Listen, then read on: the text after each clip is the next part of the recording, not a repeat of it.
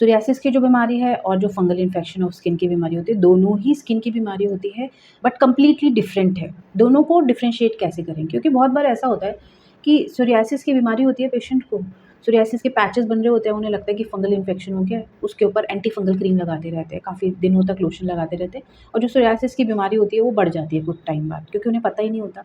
चलिए आज डिफरेंस देखते हैं कि क्या डिफरेंशिएटिंग फीचर होते हैं, किस बेसिस पे हम दोनों को डिफरेंशिएट कर सकते हैं। सबसे पहले जो सोरियासिस होते हैं ना, it's an auto immune disease and non contagious disease. अब ये क्या है, इसका क्या मतलब है? नॉन कंटेजियस मतलब ये कभी भी इन्फेक्शन एक से दूसरे को नहीं फैलता है।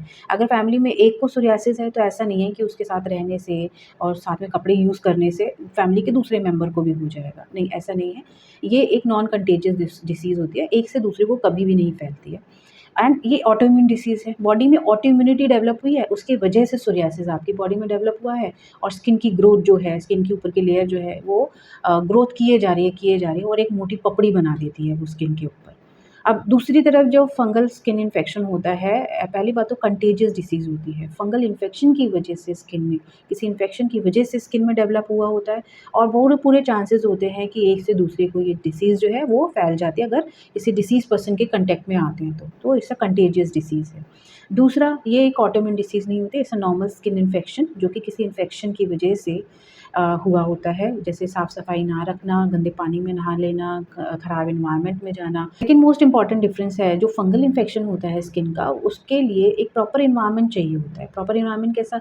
जैसे कि ह्यूमिडिटी होनी चाहिए, वार्मथ होनी चाहिए और गर्मी होनी चाहिए एनवायरनमेंट के अंदर, तब ये अच्छे से डेवलप करता है। और स्किन के उस पोर्शन पे ज़्यादा होता है जहाँ पर पसीना ज़्यादा आता है और मॉइस्चर मेंटेन रहता है।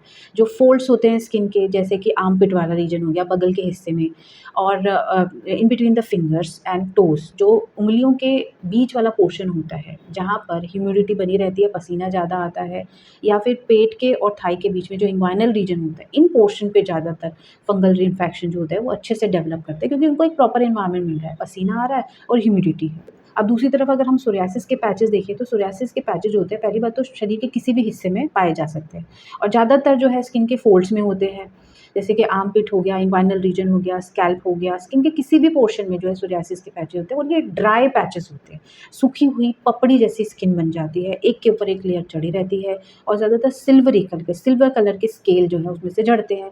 इचिंग तो दोनों ही कंडीशन में इचिंग होती है, सोरियासिस में भी इचिंग है और फंगल इन्फेक्शन के पैचेज़ दोनों में ही इचिंग है। बट जो सोरियासिस की स्किन होती है वो ड्राई हो जाती है, एकदम सूख जाती है, मोटी थिक लेयर बन जाती है। जब दूसरी तरफ फंगल इन्फेक्शन होता है, उसके अंदर जो पैचेज़ होते हैं ना, वो चक्के-चक्के जैसे होते हैं। एक इर्रेगुलर मार्जिन होता है उनके अंदर, और जो मार्जिन होता है उसके लाल रंग का, थोड़ा-सा मोटा होगा, और अंदर से जो स्किन होगी ना वो मॉइस्ट होगी और उसमें इचिंग होगी। तो इस तरह के जो है दोनों के पैचेज़ जो हैं वो भी बिल्कुल डिफरेंट होते हैं।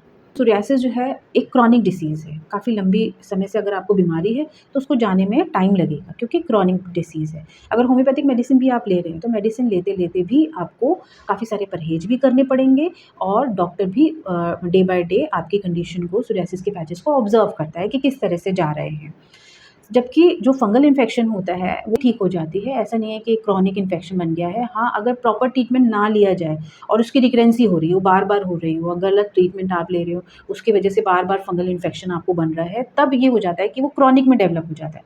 सो ये कुछ मेजर डिफरेंशिएटिंग फीचर होते हैं जिससे हम अच्छे से पहचान लेते हैं कि ये सोरियासिस की बीमारी है एंड ये फंगल इन्फेक्शन ऑफ स्किन है।